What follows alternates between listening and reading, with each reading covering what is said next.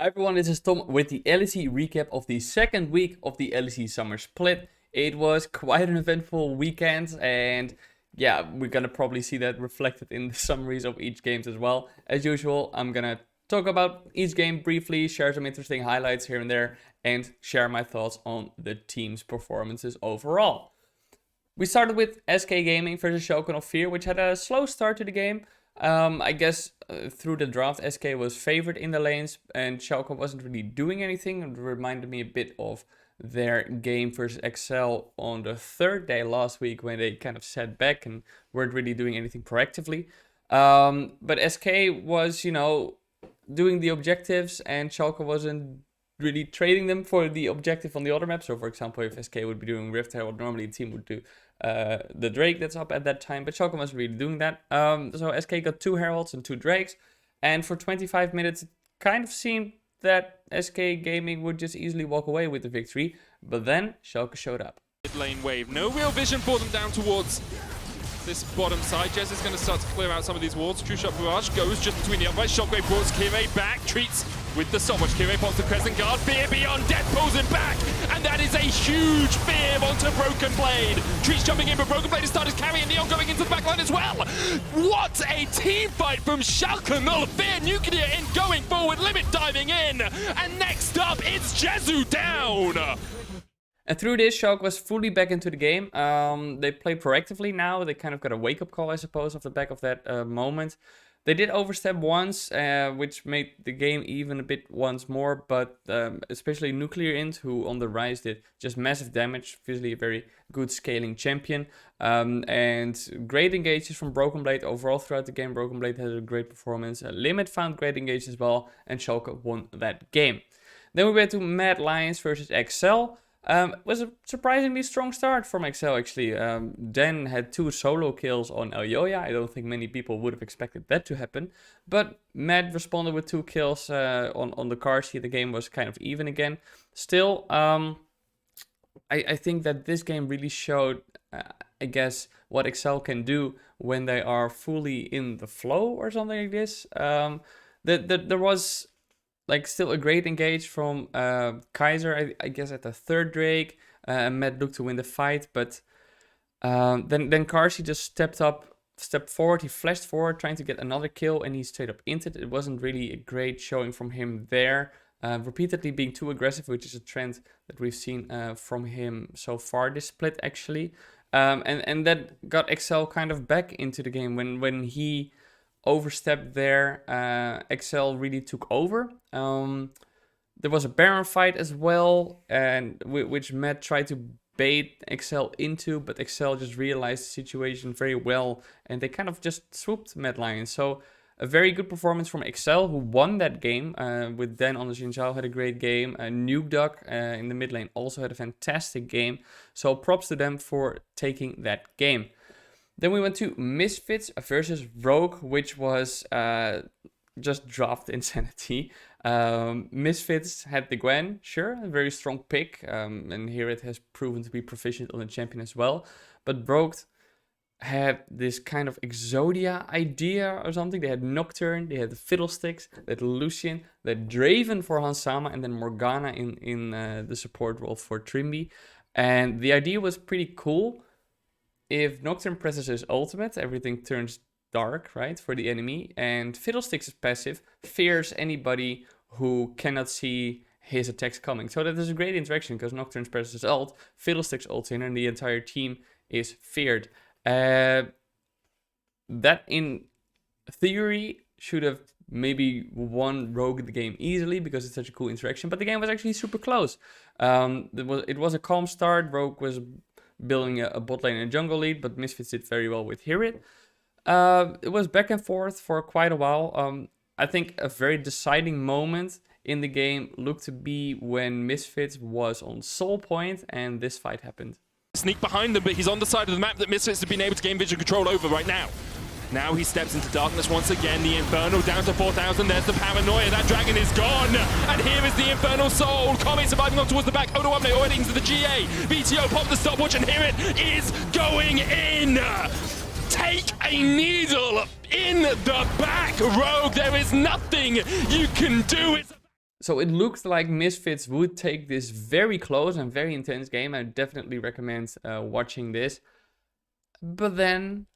Against more difficult circumstances in the past. Oh, here comes the Crow Storm! Ask whatever damn question you want of the Raven. It's a murder in the bot lane. Misfits one man standing and Larson looking for mid lane. It was a crazy ending to that game, and I do not think I've seen the casters as hyped for a game before, at least in this split, but in quite a while. It was so hectic, and that moment of Inspired's ult was definitely great to watch as a spectator, obviously. Very close game, Rogue still winning, so good for them to get that W. The fourth game was Fnatic versus Vitality, and honestly, many people looked forward towards this because this was Whippo versus Selfmade, right? Former teammates, now Whippo in the jungle, see who was going to do better. But it wasn't really close at all. I do not know how much time I actually should dedicate towards this, towards analyzing this game, because it was a very good start from Fnatic. They got a very quick kill lead, and Vitality was just too scrappy. They tried to be aggressive in the face of Fnatic, but Fnatic was very composed.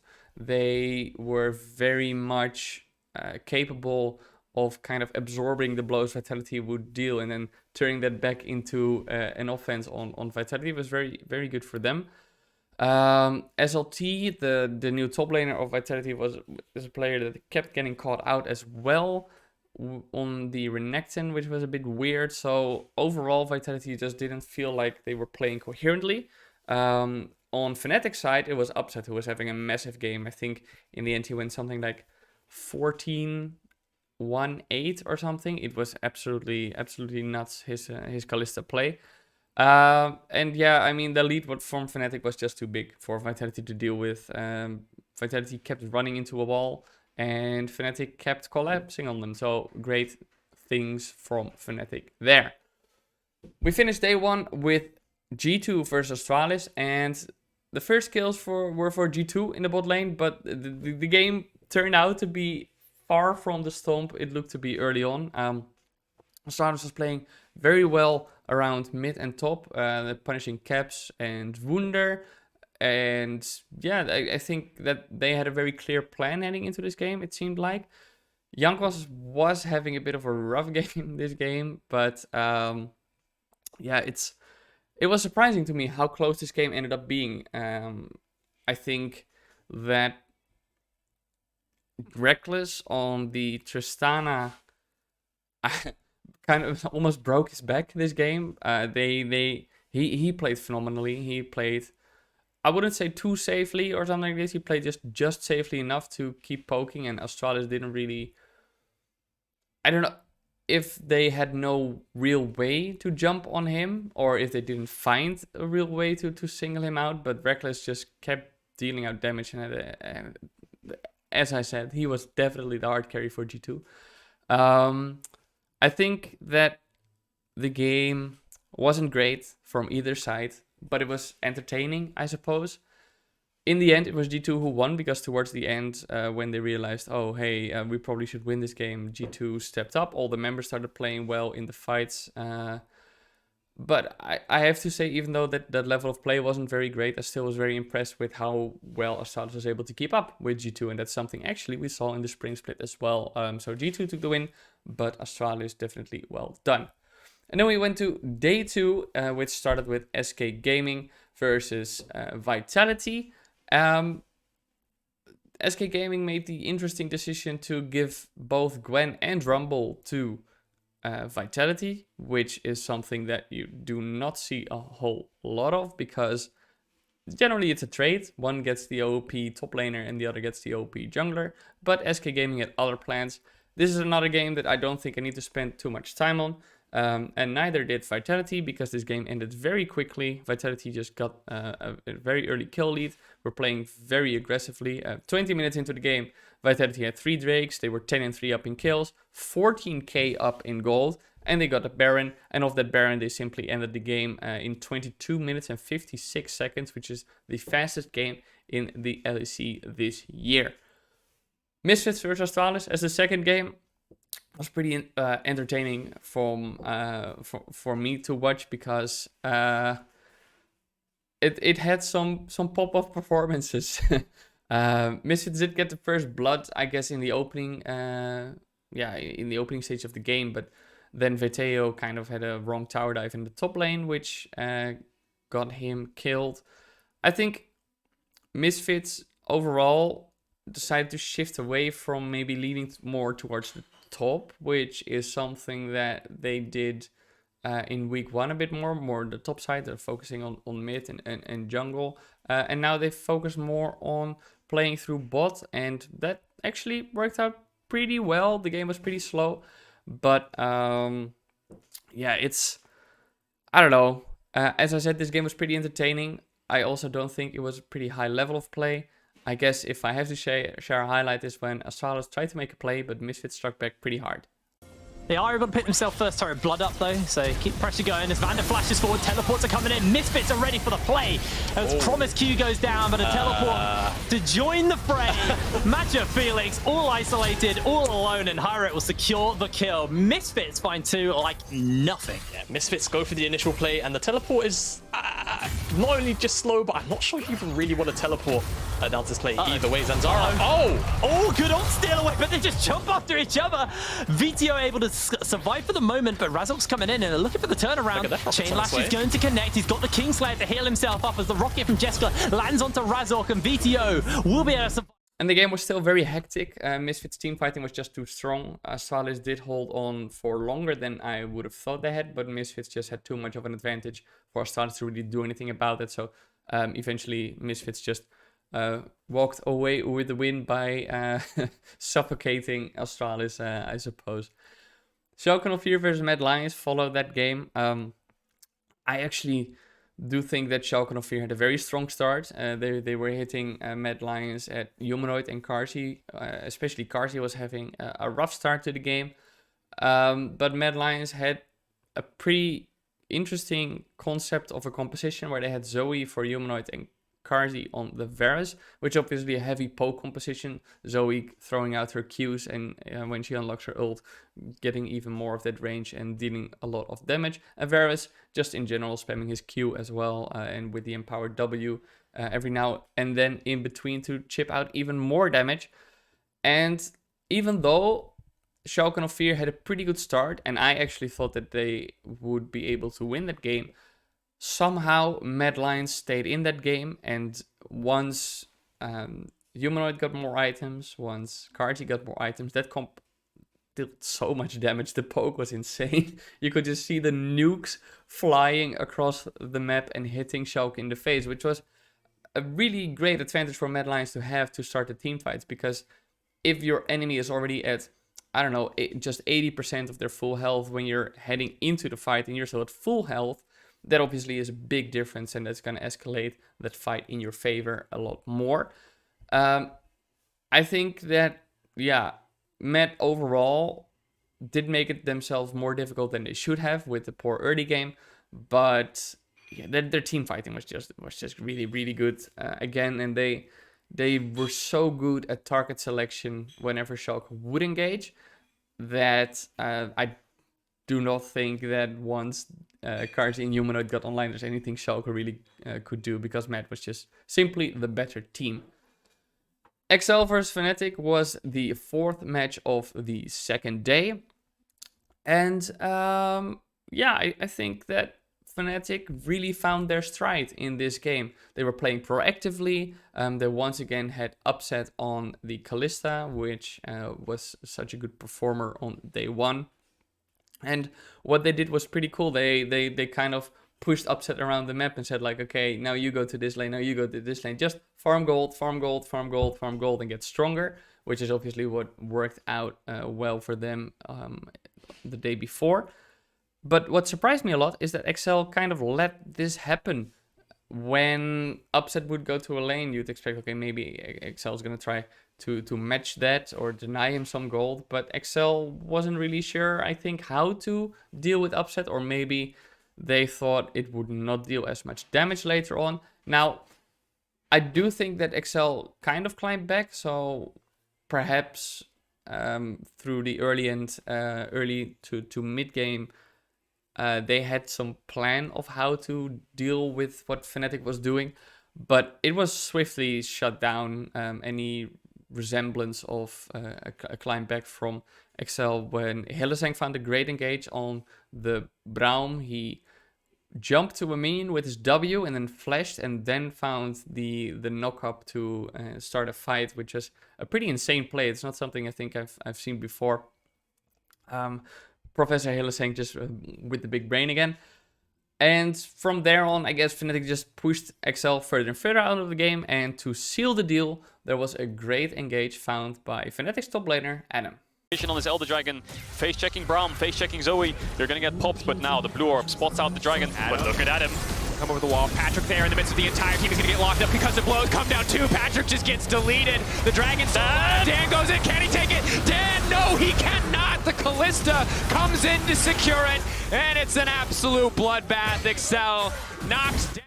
And then we had the game of the week. It was Rogue versus G2. And before I say anything about this game, watch this game. It is probably the most entertaining game I have seen this entire year. It was a nail biter. It was butt clenching. There were great plays from both teams all around. But let's get into the summary. The start already was just very explosive. Rogue, the bot lane, had 2v2 kills against Reckless and Mickey X. But then Jankos came back to kind of avenge them, I suppose. And it was even from there, but the tone was set. The tone was definitely set for that game. But the mayhem just continued. G2 seemed a bit cleaner overall, I think, in what they wanted to do.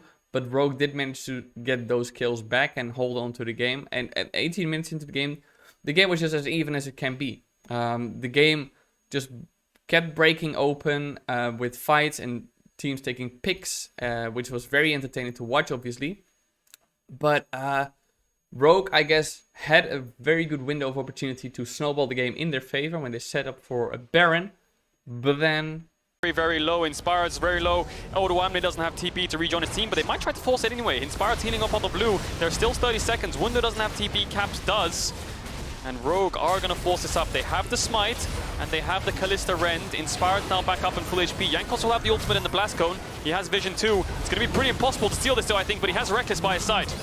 Charge lethality, Reckless Q. Is it going to be enough? Hansama locked down. Oh, Big the damage! Damage from downtown. Jankos can get a pit. He has Hansama's still in the pit. Hansama's still in the pit, but no! Reckless! He takes it away! Rogue, they win a fight, and it gets them nothing because Reckless finds the steal. the mayhem just continued. The teams were going in at each other without any fear, which was very entertaining to see. So many players were popping off, honestly. Jankos was having a great revival to the game. I think early on he struggled a bit. Hansama was playing phenomenally. I think Odoamne was playing great.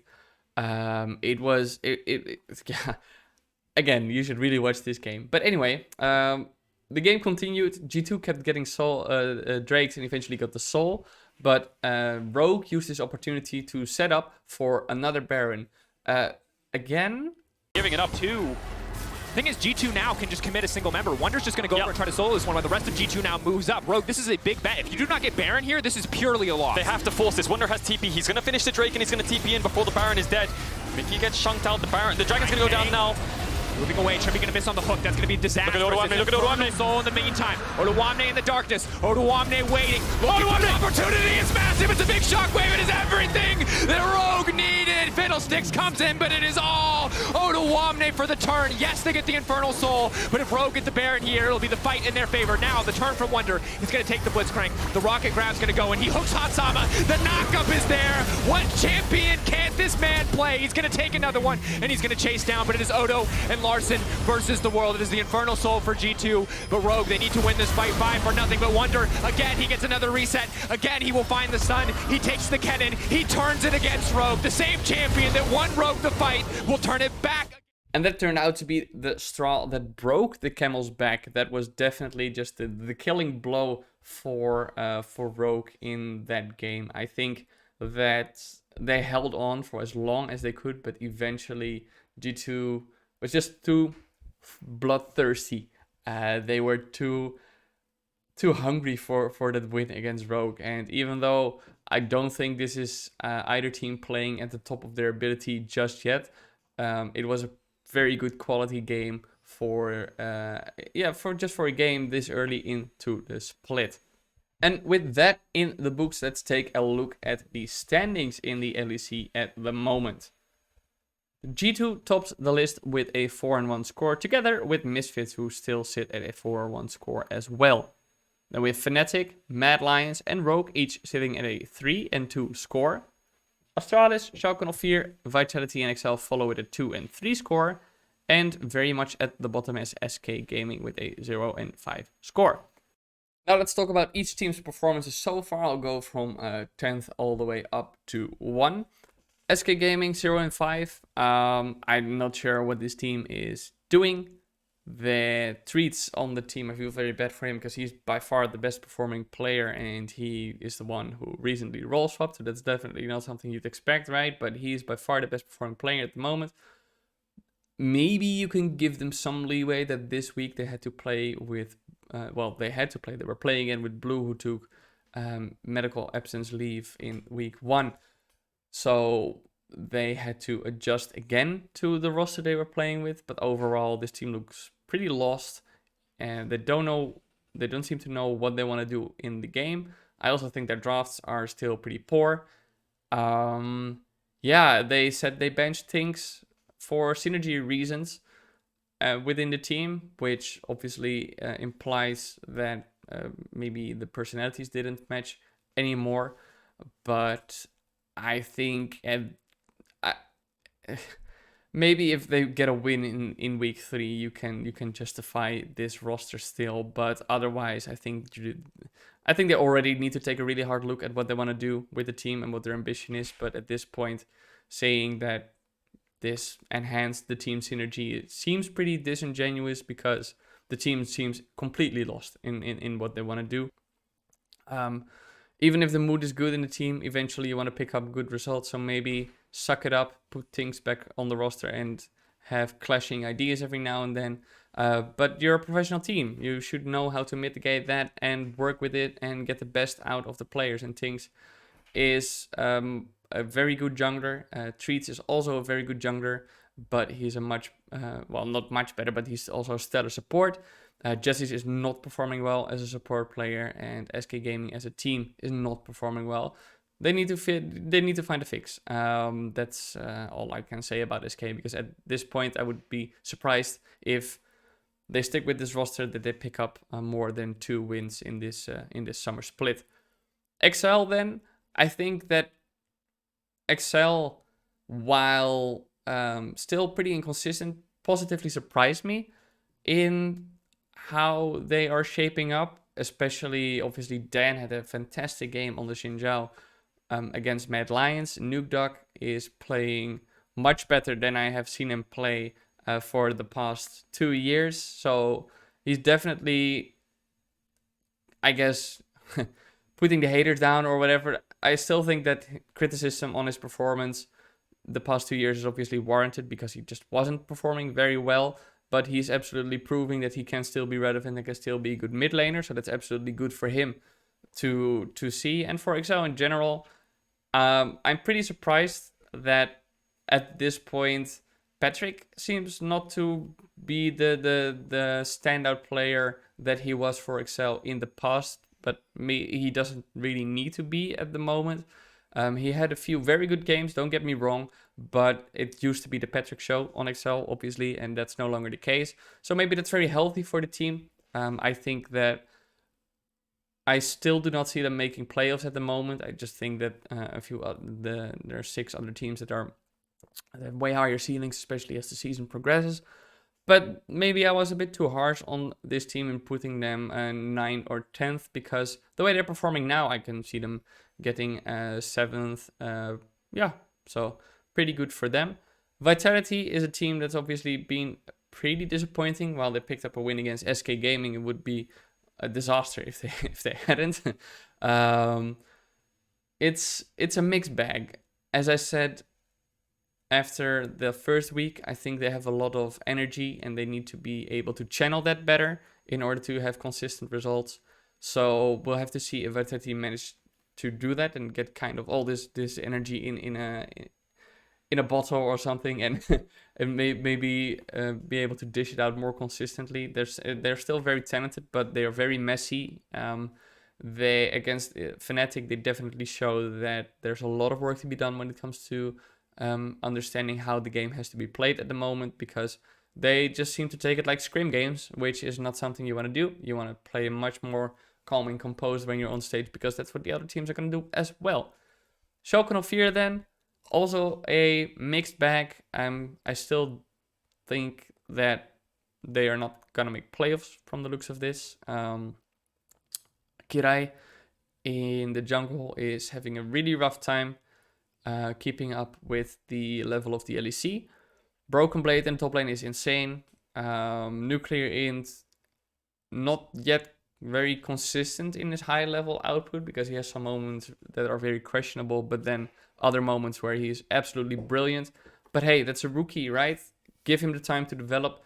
I definitely think he is a great addition to the team at first glance, right? Obviously, it would have been better for him if he started in the Spring Split, so he could have developed it more. But then the team at Abadaga, so there's a lot of caveats there. But I think overall, Shogun of Fear is fine compared to the other teams. Not great, but some moments of greatness. They still need to really work on their approach to the game, in my opinion, because they might have great drafts every now and then, which I think Shogun of Fear is one of the teams that in drafts has pretty often a pretty good advantage over their opponent, or at least knows well how to match what their opponent is trying to bring.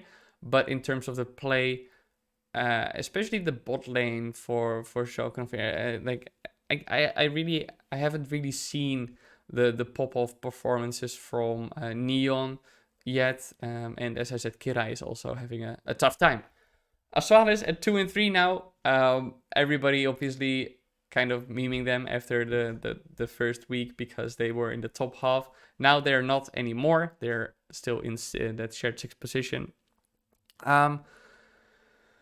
Yeah, 1 by 1. I think White Knight is having a great split so far. The guy in the top lane is absolutely very strong, and I do think that he is a big carry for the team. Magi Felix had a great performance as well on the team. I think those two are the standout performers for me. Sanzara is, I wouldn't say a liability. I definitely don't think he is a liability. He is just, for me, a bit of a neutral factor in the team at the moment. And with Jeskla is also a bit of a neutral factor, but Astralis' biggest anchor at the moment is Promiscu.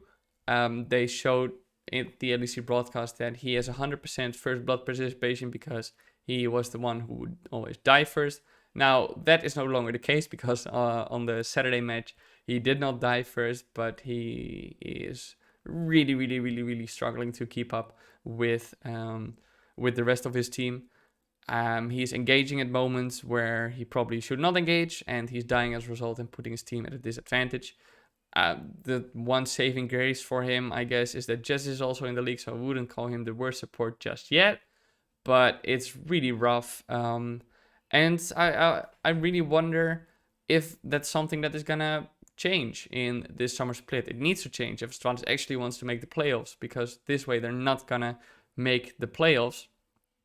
But yeah, Astralis overall, it's pretty fun for me to see this team play so well against a team like G2. And yeah, that was overall, I'm not unimpressed by Astralis. I've said before, I don't think that this team has a very high ceiling, so I don't think they're going to fly very high. But for what they are bringing at the moment, it's pretty okay. Then we go to Rogue. Rogue still really needs to figure out what they want to do. I have an interview and an article form coming out with Odo Omnet talking about Rogue's struggles at the start of this split. If you want to see that, follow me on Twitter, because I will make sure to post it there.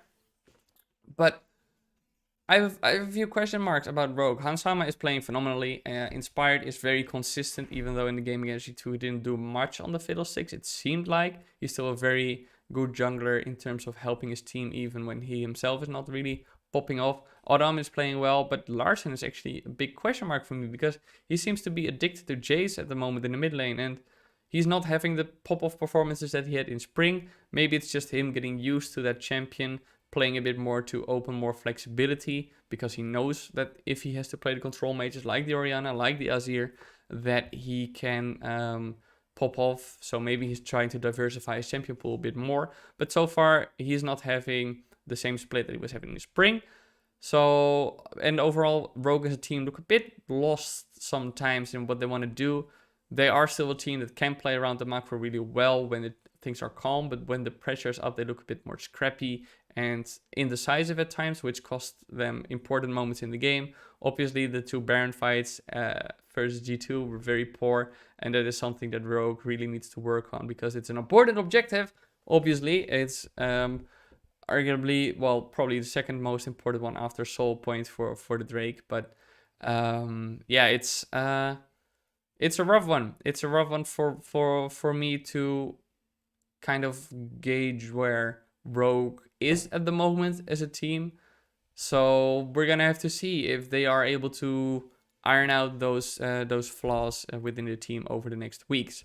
Mad Lions then, as highlighted on the broadcast as well, it's very strange to me to see that Carzzy, after such a stellar MSI where he was one of the best ADs, and I was flabbergasted by his performance, to see him be weak in the early game again. He is often helped by his team to get back up in the comfort seat.